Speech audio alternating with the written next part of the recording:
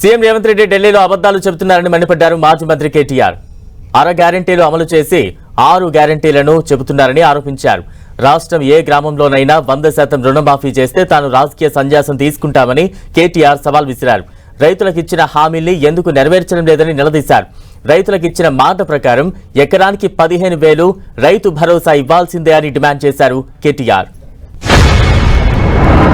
తెలంగాణలో మొత్తం ఉద్ధరించిన ఢిల్లీని కూడా ఉద్ధరిస్తా, మీరు నా మాట నమ్మి ఢిల్లీలో కూడా కాంగ్రెస్ కి అధికారం ఇయ్యండి చెప్పి రేవంత్ రెడ్డి గారు ఢిల్లీలో చెప్తాడు. 6 గ్యారెంటీలు అమలు చేసిన, రుణమాఫీ మొత్తం చేసిన, మొత్తం తెలంగాణను ఉద్ధరించిన, 100 రోజులలోనే అన్ని ఇచ్చిన మాటలన్నీ నిలబెట్టుకున్నా, అదే తరీఖన ఢిల్లీలో కూడా చేస్తా, మీరు నా మాట నమ్ముండ్రి, తెలంగాణ ముఖ్యమంత్రిగా చెప్తున్నా అని చెప్పి రేవంత్ రెడ్డి గారు ఢిల్లీలో చెప్తున్నారు. ఇక్కడికి వచ్చిన మా ఆడబిడ్డలు నేను అడుగుతున్నా, ఇక్కడికి వచ్చిన మా ఆడబిడ్డలను నేను అడుగుతున్నా, మీరు జవాబు చెప్పాలి. అమ్మకు అన్నం పెట్టినోడు చిన్నమ్మకు బంగారు గాజులు చేయిస్తాడా? రాష్ట్రంలో ఏ ఊరికైనా సరే, చేవెళ్ళ నియోజకవర్గం అయినా సరే, ఏ నియోజకవర్గం అయినా సరే, డేటు, ప్లేసు, టైము 3 ఇష్టం. ఏ ఊరికంటే ఆ ఊరికి పోదాం. నువ్వు కాకపోతే నీ మంత్రులను పంపి ఏ ఊరికన్నా పోదాం. ఒక్క ఊర్లోనన్నా గిన్నా రైతులు రుణమాఫీ అయిందని 100% గిన్న రాసిస్తే మొత్తం బీఆర్ఎస్ పార్టీ నాయకులను రాజీనామా చేసి పోతామని చెప్పి నేను విజ్ఞప్తి చేస్తా ఉన్నా. ఇంత మోసం చేయొచ్చా?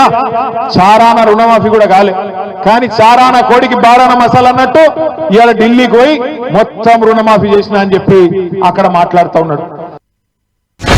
ఏమెందుకు పెట్టినాం కారణం? మనం ఎందుకు పెట్టినామంటే షాబాద్ లో ఇది ప్రారంభం మాత్రమే, రాష్ట్రం అంతా పెడతాం. ఏమని పెడుతున్నాం ఇవాళ మనం? రేవంత్ రెడ్డి కాంగ్రెస్ ప్రభుత్వం, నువ్వు రైతులకు మాట ఇచ్చినావు. రైతులకు ఏం చెప్పినావు? 10,000 కాదు 15,000 ఇస్తా అని చెప్పినావు. బరాబర్ 26 జనవరి నుంచి ఏదైతే నువ్వు చెప్పినావో రైతు భరోసా 12,000 కాదు, ఖచ్చితంగా 15,000 ఇవ్వాలనేటోళ్ళు గట్టిగా సప్పట్లు కొట్టి రేవంత్ రెడ్డికి చెప్పాలని చెప్పి నేను కోరుతా ఉన్నా. ఇచ్చిన మాట నిలబెట్టుకోన్నా వద్దా? ఇచ్చిన మాట నిలబెట్టుకోన్నా వద్దా? 15,000 కావన్నా వద్దా?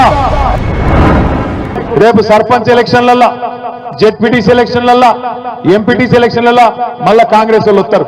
వచ్చి మళ్ళా పాంప్లెట్లు పట్టుకొని అమ్మా చేయి గుర్తుకోటేరి, అమ్మా చేయి గుర్తుకోటేరి అని వస్తారు. ఏం అడగాల మీరు? కొడుక ఓటు మాయేస్తా, ఎకరానికి 17,500 రూపాయల చొప్పున బాకున్నాడు నీ రేవంత్ రెడ్డి, వాడిని ముందు కట్టుమాను, కడితే తప్పకుండా ఓటేస్తా అని చెప్పి తప్పకుండా చెప్పండి. ఎంత బాకున్నాడు? ఎకరానికి 17,500 రూపాయలు బాకున్నాడు. 2 ఎకరాలుంటే 35,000 బాకీ, 4 ఎకరాలుంటే 70,000 రూపాయలు బాకున్నాడు రేవంత్ రెడ్డి. రాగానే బాకీ ఉన్నాడు ఎట్లా అడుగుతాం మనం? అవసరమైతే గల్ల పట్టుకొని అడగాలి.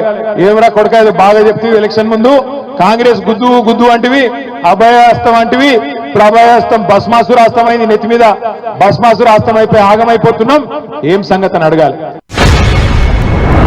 పచ్చి మోసగాడు, పచ్చి అబద్ధాల కోరు. నిజంగా ఇవాళ రాష్ట్రం లెవెల్ మీదన్నా 420 చీటింగ్ కేసు పెట్టాలంటే మా ఆడబిడ్డలను కోరుతున్నా నేను. 100 రోజుల్లో ఇస్తా అని చెప్పి సంవత్సరం అయినా ఇయ్యనందుకు మొత్తం ఆడబిడ్డలు పెట్టాలి రేవంత్ రెడ్డి మీద చీటింగ్ కేసు, రాహుల్ గాంధీ మీద పెట్టాలి చీటింగ్ కేసు, కాంగ్రెస్ వాళ్ళ మీద పెట్టాలి గ్యారెంటీలు అని చెప్పి మాట దానినందుకు కేసులు పెట్టాలి. ఇక మనం కేసులు పెట్టినా పోలీసు వాళ్ళు ఉన్నారా? ఇక పోలీసు వాళ్ళకి దరఖాస్తు ఇచ్చిన వాళ్ళు తీసుకోరు. పాపం వాళ్ళు ఏం చెప్తారు? రేవంత్ రెడ్డి మళ్ళీ ట్రాన్స్ఫర్ చేస్తాడో ఉల్టా ఏమన్నా చేస్తాడో అని వాళ్ళ భయం. కాబట్టి మీరు కేసు పెట్టినా వాళ్ళు తీసుకోరు. అందుకే మనం ఒక్కటే పని చేయాలి. ఏం చేయాలి? ఓట్లప్పుడే సురుకు పెట్టాలి. ఎక్కువ దూరం లేదు, చేవెళ్లలో తొందరలోనే ఎమ్మెల్యే ఎన్నిక కూడా మళ్ళా కాబోతున్నది, ఉప ఎన్నిక కాబోతున్నది. మీరు గెలిపించిన ఎమ్మెల్యే మీరు కేసీఆర్కే ఓటేసిర్రు, ఓటేసి గెలిపించిర్రు.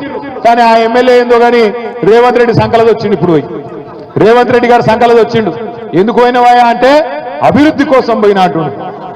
ఎవరు అభివృద్ధి కోసం పోయినావు? నువ్వు ఏం అభివృద్ధి చేసినావు ఈ సంవత్సరంలో? రైతు బంధు ఇచ్చినవా? లేకపోతే ఆడబిడ్డలకు నెలకు 2,500 ఇచ్చినవా? తులం బంగారం ఇచ్చినవా?